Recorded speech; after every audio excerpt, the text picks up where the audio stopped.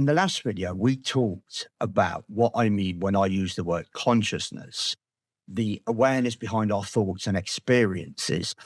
But once people begin to understand that idea, a much more practical question usually follows. Why does consciousness actually matter? And what difference does it make in our daily lives? Because if you look closely at the way most people live, something interesting becomes very clear. Most of us spend a huge part of our lives running on autopilot. We wake up, we go through routines, we react to situations, and we follow habits we've built over years without really questioning them. And much of the time, we're not even aware of how those patterns are shaping the way we live. The same emotional reactions, the same habits, the same patterns of thinking, the same ways of responding to situations, often repeating over and over for years, sometimes for an entire lifetime.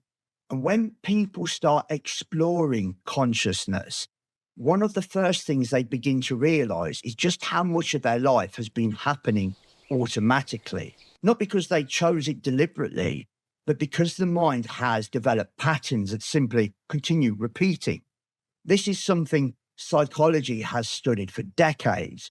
The brain is incredibly good at building habits and automatic responses. It does this because it helps us function efficiently to the world. But the downside is that once those patterns are built, they often run in the background without us noticing them.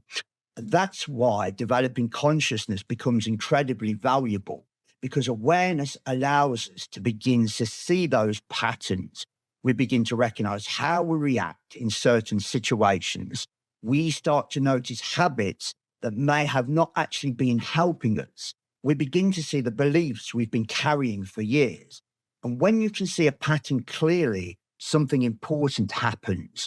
You're no longer trapped inside it. You can question it, you can change it, and you can respond differently the next time it appears. And this is where consciousness begins to have very real benefits in everyday life. It can help people break habits that have been controlling them for years.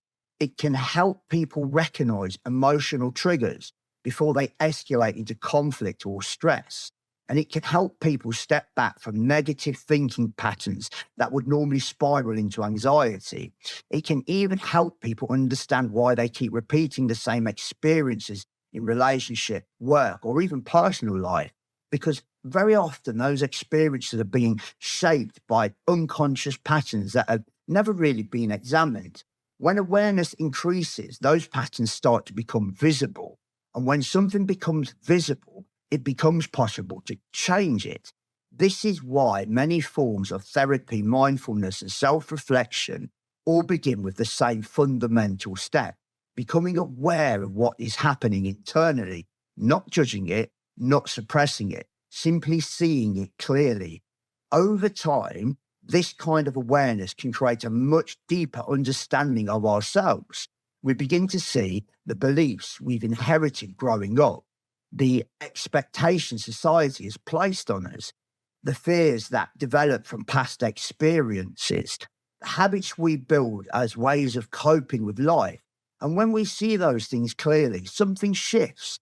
Instead of living inside those patterns unconsciously, we begin to develop the ability to work with them. We can question them and we can reshape them.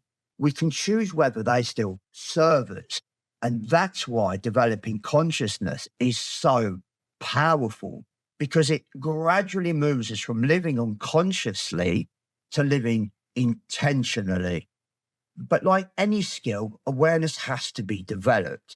It doesn't suddenly appear miraculously overnight.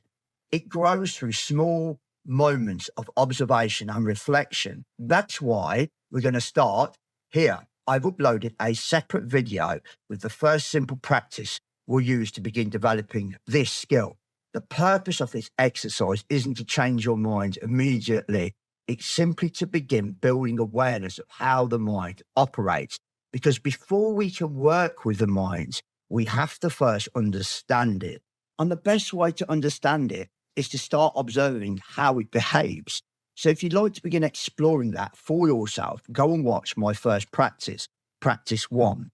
We'll build this step by step together. I'm Benjamin Buttons, and thank you for your time.